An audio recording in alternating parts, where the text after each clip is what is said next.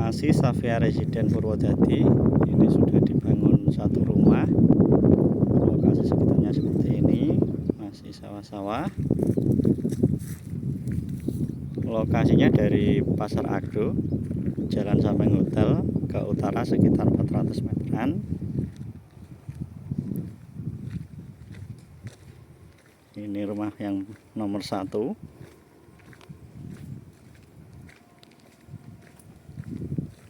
Ke utaranya warga sekitar, ada perumahan, juga ada kaplingan.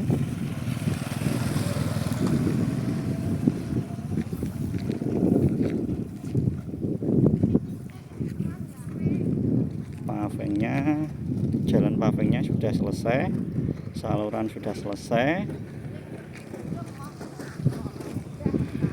Di lokasi kita tandai nomor kavingnya. Ini kaving nomor 1, ini kaving nomor 2, dan seterusnya sampai kaving nomor 11.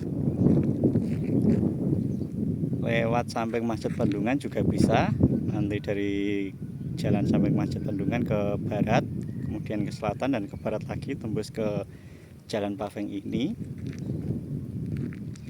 Lewat utara sana juga bisa, nanti muter sini tembus jalan ini.